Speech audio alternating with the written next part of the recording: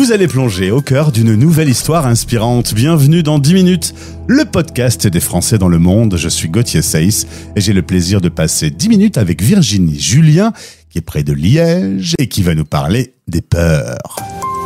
10 minutes, le podcast des Français dans le monde. Françaisdanslemonde.fr.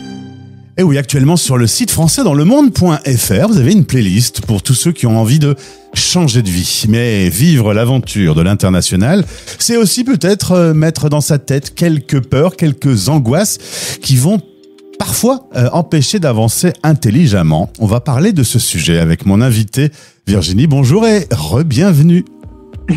Bonjour Gauthier, merci beaucoup de m'accueillir pour cette 3e fois. Alors c'est même la 4e fois, on va pas mentir à nos auditeurs, puisque on vient de faire une grande partie de l'interview sans que j'enregistre. Oui, on va recommencer, effectivement, ce sera la 4e fois du coup. Voilà, parfois l'animateur a quelques faiblesses, j'ai pas appuyé sur le bon bouton, donc on recommence le même exercice dans la foulée. J'espère qu'on sera aussi bon que la première fois, c'était pas mal. Si, c'était pas mal. On se rencontre dans le cadre du partenariat avec Expat Pro. On avait l'occasion dans un premier podcast de découvrir ton travail de coach, realizecoaching.com. Le lien de ton site est dans ce podcast. Tu as créé des programmes de coaching pour se préparer à l'expatriation, pour se préparer au retour. Le coaching, ça c'est quelque chose que tu as découvert, c'était pas ton premier métier. Non, tout à fait. Moi, j'ai profité justement de mon expatriation pour faire une reconversion professionnelle. Donc, c'est vraiment à Kuala Lumpur que j'ai fait plusieurs formations pour devenir associate coach et puis professional coach et démarrer en fait mon activité de coach nomade à l'international en français et en anglais, carrière que je poursuis encore de retour en Belgique. Revenons justement sur cette expérience en Malaisie qui a duré 4 ans. Tu es conjoint accompagnateur à ce moment-là. Est-ce que tu te souviens lorsque ton conjoint te parle de cette aventure, de ce projet, de peurs qui sont nées en toi? Alors moi j'étais très excitée à l'idée de changer de vie et de carrière, donc je pense que l'envie était plus grande que la peur. Il y avait aussi de la naïveté et vraiment de la curiosité de découvrir autre chose.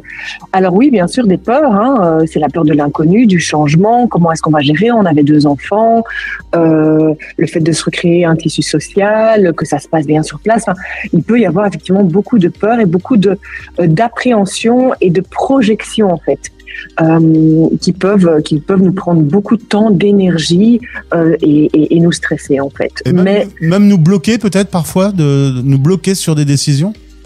Complètement. Moi, je vois ça en coaching. Il y a énormément de personnes qui n'osent pas réaliser leurs projets, que ce soit des projets personnels ou professionnels, parce qu'elles sont paralysées par leurs peurs. Et ces peurs sont irrationnelles. Ces peurs sont vraiment dans leur tête. Et scientifiquement, c'est prouvé que 92% de nos peurs, donc 92% de nos peurs, sont irrationnelles, ne vont jamais se réaliser. Mais néanmoins, elles peuvent prendre tellement de place qu'on va être effectivement paralysé et jamais prendre action pour réaliser ce dont on a envie. Oui. On a échangé il y a quelques mois sur la sortie de ton livre, Pandore a raison. Un livre qui marche très bien d'ailleurs et qui est sur ce sujet, comment arriver à s'aligner avec soi-même. Un petit mot sur ce livre, parce que je pense que tu as des réactions de lecteurs, puisque tu me l'as dit dans la première version que je n'ai pas enregistrée. Oui. Alors oui, Pandore a raison. Ouvrons les boîtes à un beau succès. C'est un livre que j'ai écrit, et qui a été nourri en fait de beaucoup d'expériences en expatriation et de toutes les discussions que j'ai eues avec mes clientes. Et effectivement, on y parle des peurs parce que on parle. J'explore des boîtes et j'explore 5 boîtes qui sont soit parfaites, soit fortes. Dépêche-toi, fais plaisir, fais des efforts, des choses dans lesquelles on se met par peur d'être critiqué, de pas être aimé, du jugement des autres. Et il y a aussi d'autres grandes boîtes dans lesquelles on se met. C'est la peur. Il y a la grande boîte de la peur et elle est partout autour de nous, surtout en ce moment. Il y a aussi la peur de manquer, toutes les peurs qui sont relatives à l'argent, et puis à d'autres boîtes comme le patriarcat qui nous entoure et qui peuvent nous empêcher effectivement d'être alignés avec ce qu'on désire.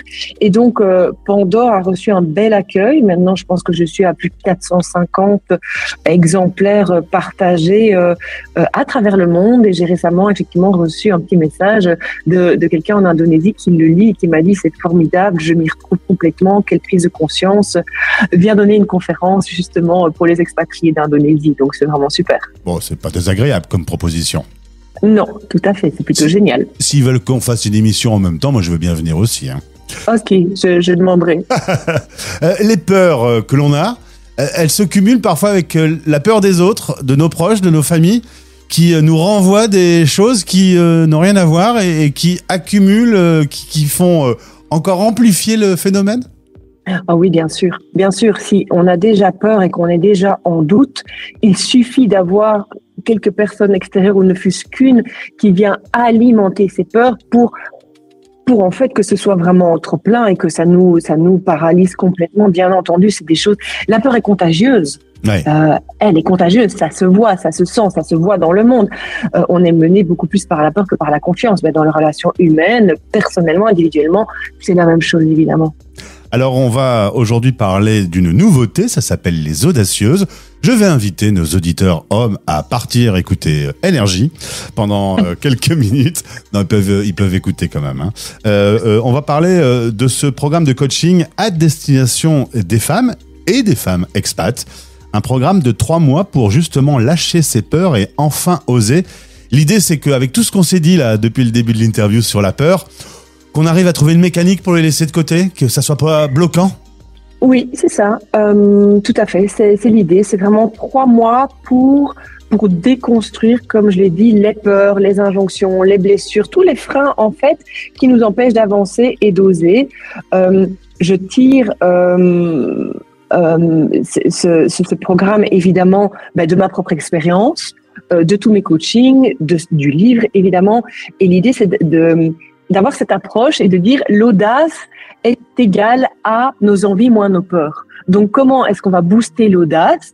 On va augmenter l'envie, c'est-à-dire que on va préciser en fait ce qu'on veut mettre en place des actions, un plan d'action, se mettre en mouvement, et surtout on va diminuer nos peurs parce que souvent c'est des freins. On a beau avoir beaucoup d'envie, que ce soit l'envie de dire de poser ses limites, de dire non, ou de partir en expatriation, ou de changer de boulot. On a les envies, mais souvent on se dit oui, ça va pas être possible, c'est pas rationnel, je peux pas, il faut pas, je dois pas, et toutes nos peurs nous rattrapent et on reste au même endroit. Alors changer de job, créer son entreprise, partir en expatriation, tu l'as dit, ou tout simplement oser pour soi-même, c'est peut-être à la limite le premier point à résoudre, arriver à être soi-même. Tout à fait.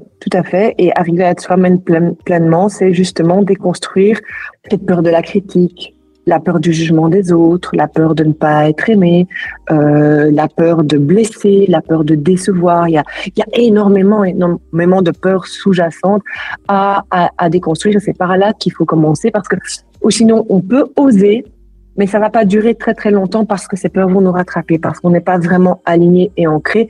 Et ce programme, c'est vraiment ça, c'est déconstruire d'un côté toutes ces peurs, ces blessures, ces injonctions, et nourrir la confiance et l'audace en se mettant en action de l'autre côté. Moi, j'échange souvent avec des amis en disant si tu manques de confiance en toi, franchement, abandonne ce projet, ça ne sert à rien. Qu'en penses-tu?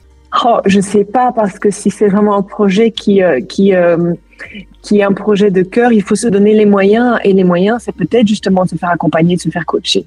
C'est trop dommage de passer à côté de quelque chose qu'on a dans la tête et qui nous revient encore et encore et encore, et qu'on met à chaque fois de côté de peur ou en se disant c'est pas le moment, mais quand est-ce que ce sera le moment? Non, faut y aller justement, faut avoir de l'audace, faut oser. Alors, comment ça fonctionne techniquement?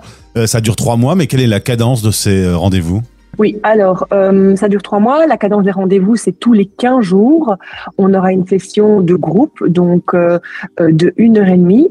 entre les sessions, il y aura des petites choses à faire. Moi, je propose des petits exercices et des actions, évidemment.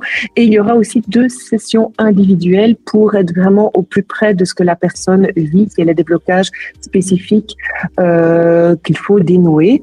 Et alors, il y aura aussi un groupe WhatsApp pour être toujours bien connecté et pouvoir s'encourager pendant les 3 mois, et des petits bonus, mais ça, je vous laisse aller sur le site pour les découvrir. Alors, le lien de ce site et de cette formation est disponible dans le podcast. C'est un groupe de 10 femmes qui doit se rassembler. Pourquoi tu exclus les hommes ? Alors, j'exclus pas les hommes, je coach des hommes, mais j'avais envie, là, effectivement, de créer un programme où on pouvait mêler sororité et audace. Je pense que entouré de personnes qui nous ressemblent et qui ont les mêmes objectifs, ça crée une émulation, un écosystème bienveillant et dynamique qui nous permet justement d'oser. Très bien, Virginie Julien qui nous propose donc ce rendez-vous avec les audacieuses. Le lien est dans le podcast. Merci de nous avoir présenté. Si ça vous intéresse, allez tout de suite sur le site, parce que la formation est peut-être commencée, mais vous pouvez toujours la rejoindre. Virginie fera ce qu'il faut. Et puis, en tout cas, tiens-nous au courant pour la suite. La dernière fois, un livre. Aujourd'hui, un nouveau programme. Quelle est la suite ? Ah, encore plein d'audace. Eh bien, merci beaucoup. Tu reviendras sur cette antenne sans aucune peur maintenant. C'est terminé. Oh, je n'ai jamais peur. Français dans le monde. Vous écoutez La Voix des expats.